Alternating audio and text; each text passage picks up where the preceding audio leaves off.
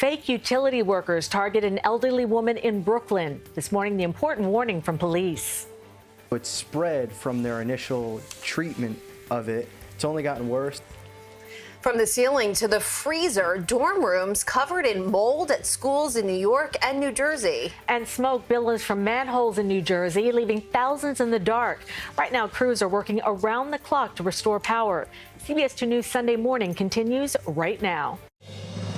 Live from Studio 46, this is CBS 2 News This Morning.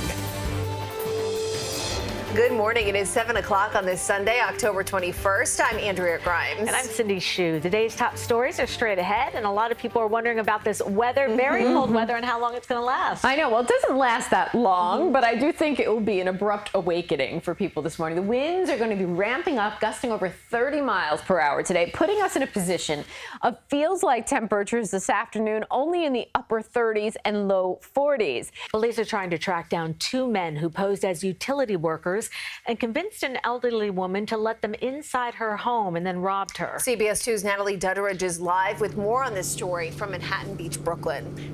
I'm liking it. I dig it. Yeah. I need to get down my Uggs. They were like high up this morning. I have them on right now. I know you do. And they're inspiring me to get mine out.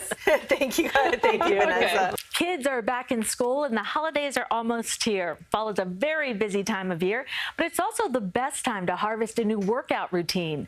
Frederick Hahn, founder of Slow Burn Personal Training Studios, joins us this morning with tips to reboot your workout. With months of wet and humid weather, many are complaining about mold in homes, schools, and now on college campuses. We talked to students at two universities in New Jersey and a college on Long Island.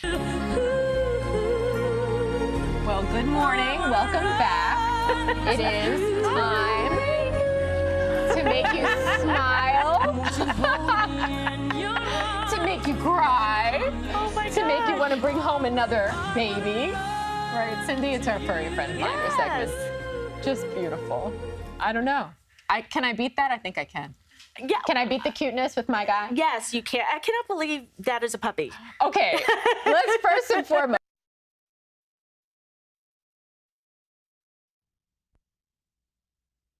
I always knew I wanted to make this videotape for you. And I just want to tell you how I'm feeling and that I don't know you, but I already love you. It's going to be different. I mean, I'm single, so you're not going to have a usual dad. But just know that my heart is with you already. And I love you, Rosie Hsu, and I think that's a perfect name for you. Perfect because Rosie is named after my mother, Rosemary, and the way my family supported my decision to adopt made all the difference. Believe me, I would have loved to follow in my brother's footsteps, fall in love, get married, start a family, but it just wasn't happening, and I adored children. So after years of volunteering to babysit all my friends' kids, at 38 years old, I decided it's time to just do it on my own. After finding a great adoption agency, I started on the huge pile of paperwork, fingerprinting, criminal background checks, home study. It took me 7 months to finish. Obviously, I have to videotape myself since there's no one around but me. But I turned in all the paperwork today to come get you. So I hopefully will come get you in a few months. And I'm really excited, really, really excited. At the same time, Dana, Jeff, and their daughter Kira were going through the same process in Coram, Long Island.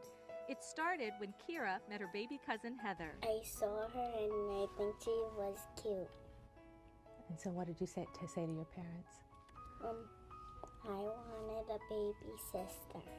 We both have brothers and sisters, and we're really close, and we know what it's like to have a close family, and we wanted Kira to have the same. So Kira started getting ready for her little sister. Stuffing dolls into strollers, stuffing dolls into car seats, just getting all the clothes ready. I mean, it was funny. Now, it wasn't so funny when Kira was born. Because of complications, Dana nearly died giving birth. So to add to this family of 3, they decided to adopt a little girl from China. And with all the research came lots of concerns. When you look at the internet sites, I mean, there's all these horror stories all over, and then you hear about malnutrition and scabies and this and that and the other thing. We were also really afraid that she wasn't being hugged. We were afraid that she was just being left in a crib and not being hugged because she didn't belong to a family. But after months of waiting and worrying about a child they knew nothing about, the pictures came of their daughter Lexi. They learned she was abandoned on the steps of a government building a day after she was born and placed with a foster family instead of going to an orphanage. That same day, I was in the newsroom surrounded by my friends at work. We just found out the babies. I get the referral today, and so we're waiting. Yay! Baby. And what I know about her, she was born in October, and she's been in foster care since she was 2 days old.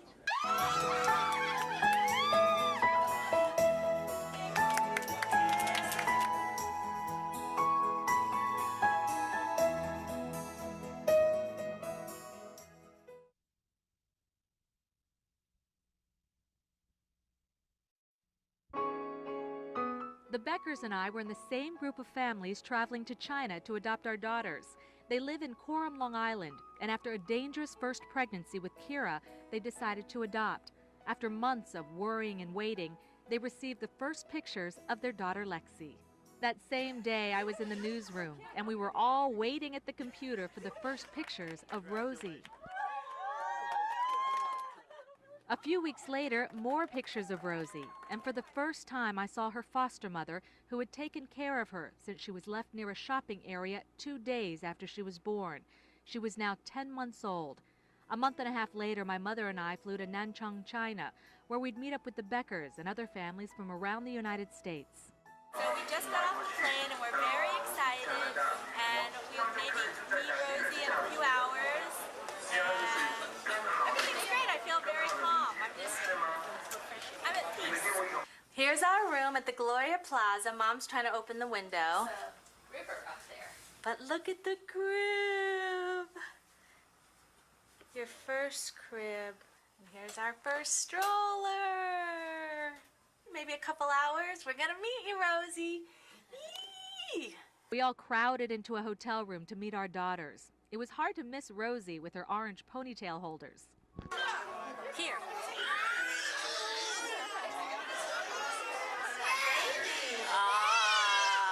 Dana and Jeff were going to the same tearful meeting with Lexi, but back in their room, a bottle made all the difference. The bonding process with Rosie wasn't as fast. The poor thing had this sad face for days as she put up with lots of picture taking for our adoption paperwork. She cried a little bit in the beginning, but when we walked around the hallway, when she finally put her head on my shoulder, which felt really good, and she finally fell asleep, so now she's sleeping. She's cute. The real breakthrough came while we were playing 3 days after we'd met. And once she gave us that first smile, things got much better. The next 2 weeks were a blur of medical exams and spending time with the wonderful families in our travel group. We don't know anything about our daughter's biological parents because it's illegal to abandon your child in China. But every year, hundreds of baby girls are given up because in most parts of the country, families are allowed only one child, and a boy is often valued over a girl.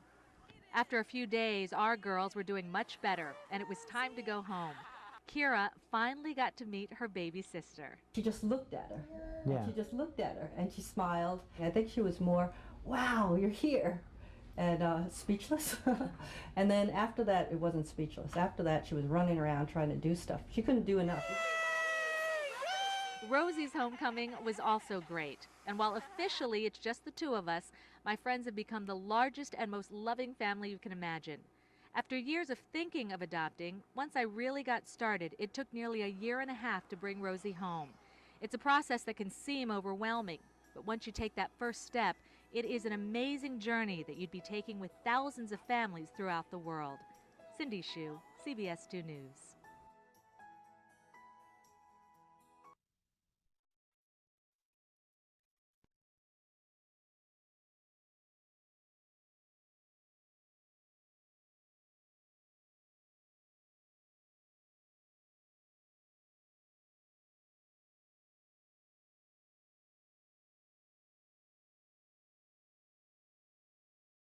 You get in? Happy Saturday morning. Hi. It's a little after 8 o'clock. Yes. And This is our Express Quick Facebook Live. Yes, it took a little bit to get Busy this up morning. and running today. Yeah. Why don't you Cure Lupus walk? Walk to Cure Lupus. Mhm. It was a little drizzly this morning. Oh, look what I have on. Let me take my shoes off for you. I have my boots Uggs. on. I'm so excited. I know. You know what's funny is, so I was